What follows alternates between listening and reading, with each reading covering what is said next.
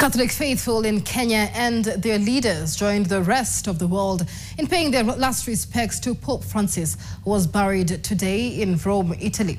His virtues of humility, justice and fairness being the hallmarks of how the nearly 10 million Catholic faithful in Kenya will remember the late Pope Francis, who also cautioned Kenyan leaders about corruption when he visited the country back in 2015. NTV's Bridget Ngana now reports on how Catholic faithful bid farewell to the Pope. At Christ the King Cathedral, a mass for pilgrims who have just concluded their time in seclusion was underway while the world followed the last burial rites of Pope Francis, the head of the Catholic Church in Italy. On the altar, a framed picture of the late Pope Francis stood as a reminder of the mourning the local and global church was going through. The Bishop of the Nakuru Diocese, Cleophas Oseso, remembering his first encounter with the late Pope when he hosted the Kenya Conference of Catholic Bishops last year at the Vatican. It wasn't really like a formal meeting of delegates coming from Kenya wanting to share with the Holy Father, but he wanted it to be more friendly, more homely, you know, like a father talking to his sons. I think that is the environment he created. In his 2015 tour of Kenya, the late Pope Francis candidly spoke about corruption, cautioning leaders of the vice that still ails the country to date. And he said, yes, corruption is a cancer, and a cancer that we need to take care of. Otherwise, it's going to finish us. In fact, he said it kind of lowers our dignity, you know, and that the moment we let it penetrate and enter into our systems of life and economy, then we shall be really killing our country.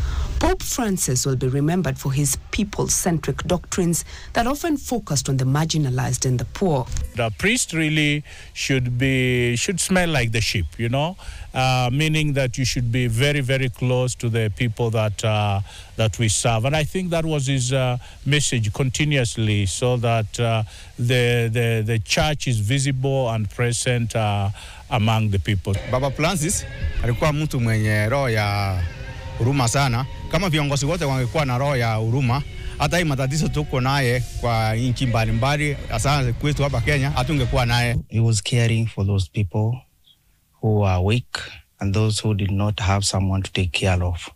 And I think it's a good thing that we should emulate from him. So our late Pope Francis was a very simple man. He was a leader, but he was very humble. Nyingi tumeona kwamba akipigania usalama katika nchi za huko Israeli na upande wa Palestine, akijaribu sana kuunganisha viongozi wawe kitu kimoja.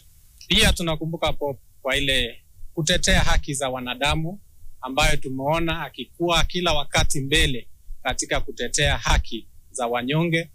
The late Pope Francis's second encyclical to the church, Laudato Si, was the first time a pope in the history of the Catholic Church championed for environmental conservation and the role of the Catholic faithful in conserving the environment, a clarion call that will remain heeded by the faithful even after his death.